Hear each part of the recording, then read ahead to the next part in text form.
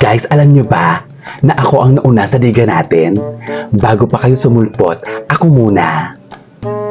Halata naman sa itsura eh. Kumbaga sa line-up, pagdating sa itsura, mas nauuna yung mga pangit kesa sa mga gwapo at magaganda. At saka, overconfident ka talaga, no, te? May patsyub-tsyub ka pang nalalaman, eh mukha ka namang buntis sa laki ng tiyan mo. Kaya sa inyong dalawa, ako ang nauna. Wow, Sisi! Hiyang-hiya naman ako sa mga pilik mata mo. Na feeling mo, kinaganda mo yung mga pilik mata mo. Eh, para namang bahay ng gagamba. Punong-puno na ng sapot. Ilang taon mo naman paulit-ulit na ginagamit yan, te?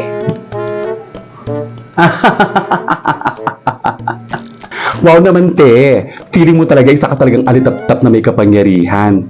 E-edit lang naman yung pakpak mo at yung apoy na pumapalibot kuno sa katawan mo. Wag ako, te. Iba na lang. Ay, wow! Ang galing!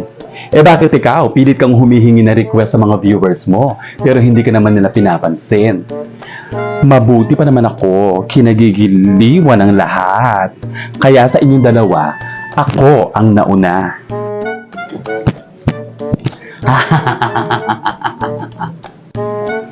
Isa ka pa, mukhang palakang payaso. Di pa sayaw-sayaw ka pa, eh tiyan mo lang naman ang nakakatawa.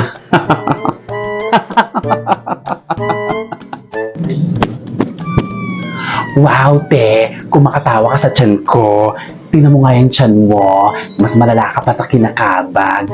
May pasuot-suot ka pa ng bra, eh mas nakaumbok pa yung tiyan mo kesa sa mga boobs mo. Wow, Fairina! Ikaw na yung walang tiyan. Kung makatawa ka, akala mo kinaganda mo yung costume mo yan. Ano ka na nga kasi? Alitat-tat ng apoy? Eh mas mukha ka pa ngang dambuhalang dragon na bumubuga ng apoy. Wow! Hiyang-hiya naman ako sa'yo. Sino ka nga ba? Stariray? Hindi ka naman mukhang star eh. Mas kamukha mo pa yung manikang si Annabelle na napabayaan sa kusina.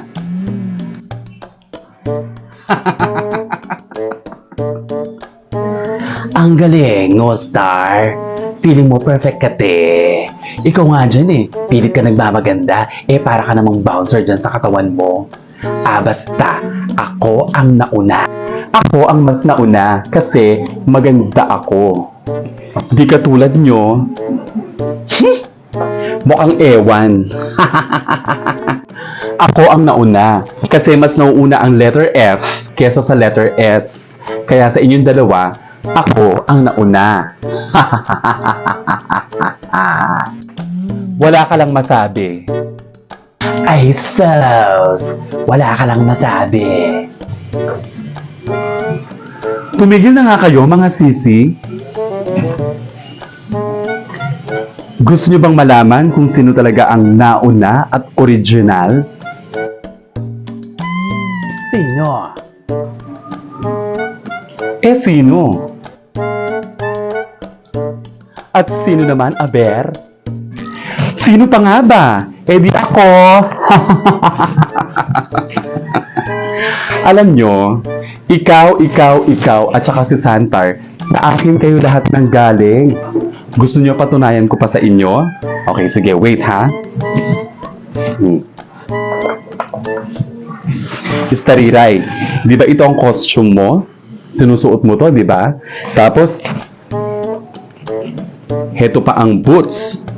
Kapag nagsasayaw ka, di ba? Oh. Hala, oo nga. O ikaw naman, Fairina. Di ba? Ito ang short mo, pati yung costume mo. Tapos, yung mga accessories mo, oh, di ba? At saka yung mga pakpak at saka apoy sa katawan mo, ini-edit ko lang 'yon. Ganon. Hala, wala nga. Edit nga lang. At ikaw naman, Stariray. Ito ang susuot mo ngayong araw na to. Ayan. Ito ang magiging costume mo sa araw na to para sa content natin today. Okay? Hala, pala decision din to eh. At ito namang costume na to, di ba kay Santar to? Oh, di ba? Kaso wala sa Santar kasi nga tapos na ang December. Umuwi na siya ng St. Paul. Akala natin, North Pole. St. Paul pala, dyan sa may kabilang barangay. O ngayon, Stariray, Star, Styrina. Ngayon kayo magsalita. Sino ang original? Ayun, kagaling. May nanalo na. Ayun, kagaling. May nanalo na. Ayun, kagaling. May nanalo na.